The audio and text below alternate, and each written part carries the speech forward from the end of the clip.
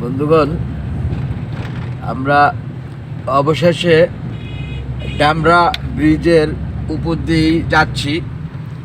শীতলক্ষ্যা নদীর উপর দিয়েই বয়ে চলেছে এই ব্রিজটি। যদিও পূর্বে আমরা চলাফেরা করেছি সেই কাশপুর ব্রিজ দিয়ে। কাশপুর ব্রিজ পার হলেই আমরা চিরাং রোড নামে স্টপেজটি দেখতে পেতাম, কিন্তু আমরা সেই কাশপুর ব্রিজের গোড়া দিয়ে নিচের দিকে নেমে ডান দিকে অর্থাৎ উত্তরমুখী অনেকটা পথ এসে হাতের বামে পেলাম এই ডামরা ব্রিজ, যা পার হলে সোজা পাচ্ছি আমরা যাত্রাবাড়ি।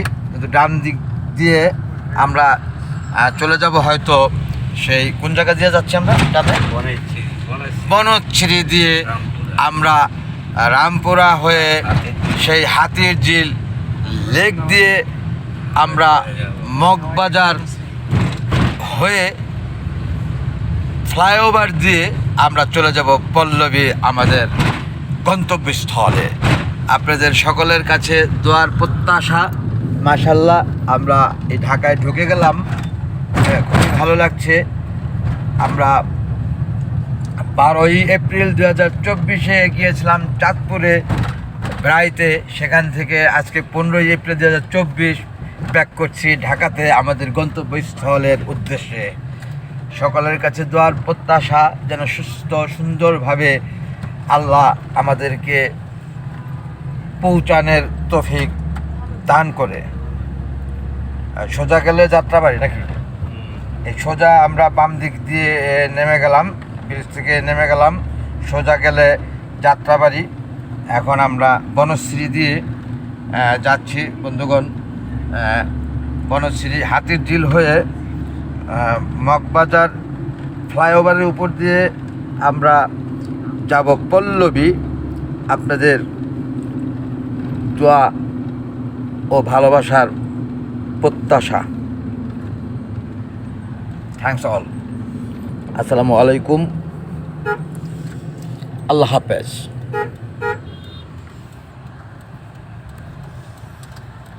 ব্রিজের নিচ দিয়ে ডান দিকে আমরা গাড়িটি টার্ন করলাম। সত্যিকার অর্থে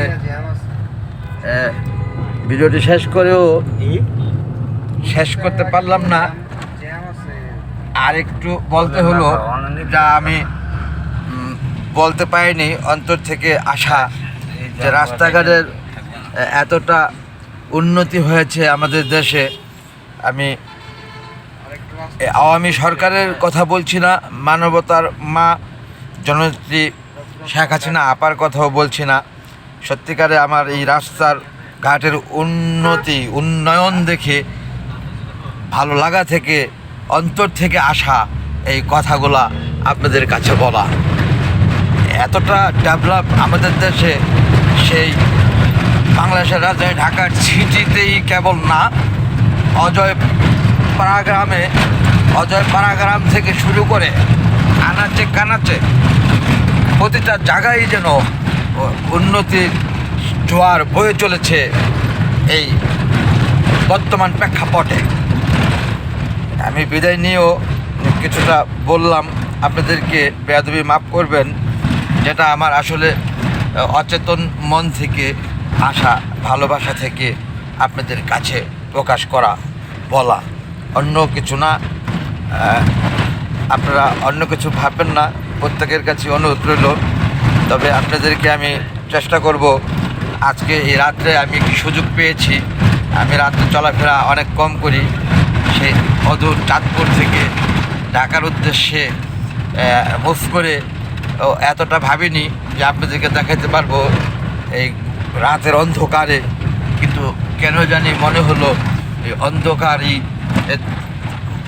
আছে বলে জ্যোৎস্নার মূল্যায়ন করি আমরা, আর জ্যোৎস্না না হলে অন্ধকার বুঝতামই না কোনো দিন। যারা জন্ম হলে মৃত্যু হয় যেরকম, তেমনি সূর্য উঠলেই দিন আর সূর্য ডুবলেই রাত। যাই হোক, আমি আর আমার এই ন্যাচারাল রিয়েলিটি ব্লগ দীর্ঘায়িত করছি না।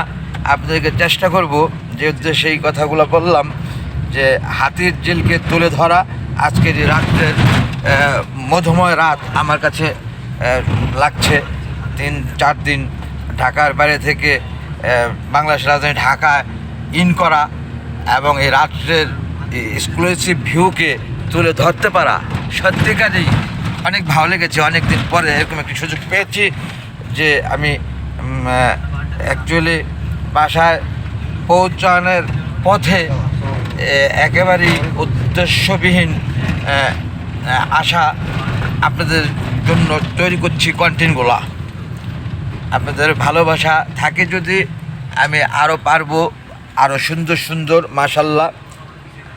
আপনাদের দোয়ার প্রত্যাশা। Thanks all.